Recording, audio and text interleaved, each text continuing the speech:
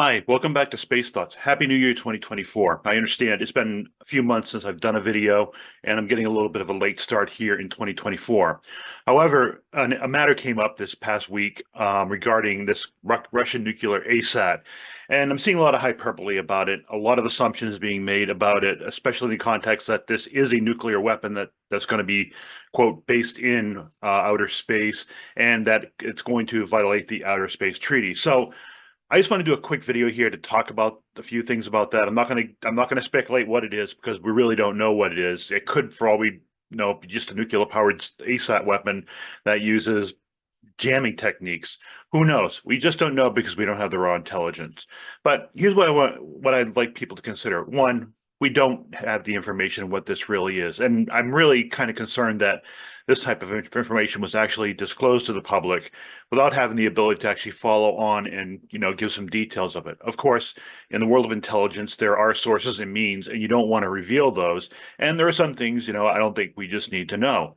However, this is out there right now and floating around and causing some concern, and the, inevitable articles and bloviating about, all this violates the Outer Space Treaty.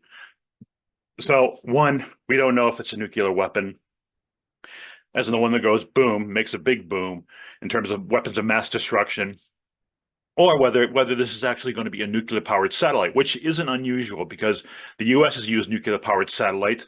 The Soviets and the Russians do use nuclear powered satellites to fuel, mostly for ocean reconnaissance. Nuclear power is much more reliable than solar power in that, you don't have to have the sun to keep your batteries charged. So we really don't know what it is, and speculating on what it is right now without having further information is really not a good thing. It's just going to get us all worked up over nothing.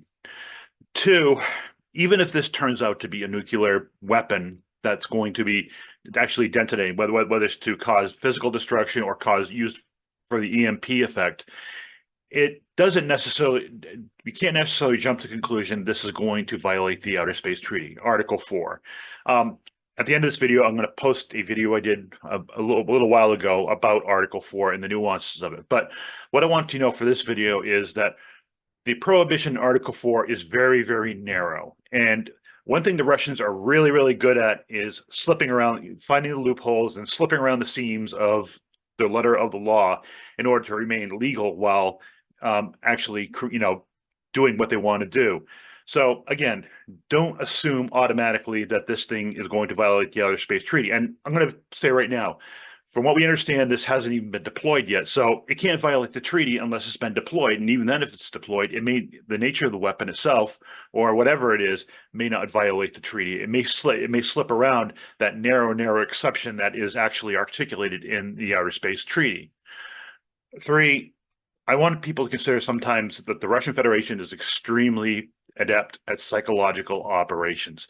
They love to play with people's minds, and they're very, very good at it too. So keep in mind that this may be this intelligence that they have. It could be valid. I don't know. Again, I'm not on the inside. That's way above my pay grade.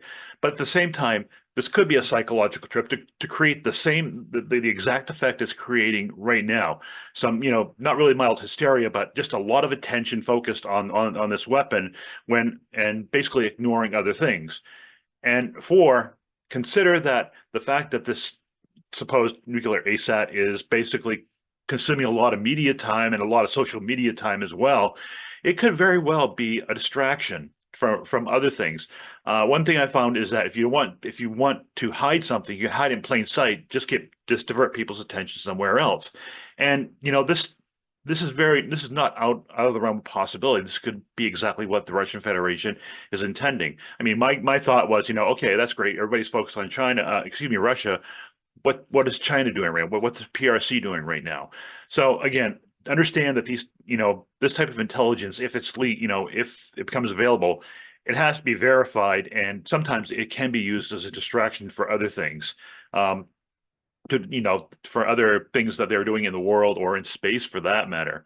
And one other point is, even if this thing gets deployed, everybody's going to see it. It's going to be pretty hard to hide something like this. We're going to see it, and the Russians are going to have a lot of explaining to do in the Conference of Disarmament. I have a lot of thoughts on, presuming this is a weapon that, why the Russians would do it or why it wouldn't do it. That may be the focus of an article or down the road or special issue my briefing letter or maybe in a future video. But right now, my big point is let's not get excited about this. Let's not start making assumptions about this. Let's not presuppose it's going to violate the Outer Space Treaty because right now it isn't because it hasn't been deployed.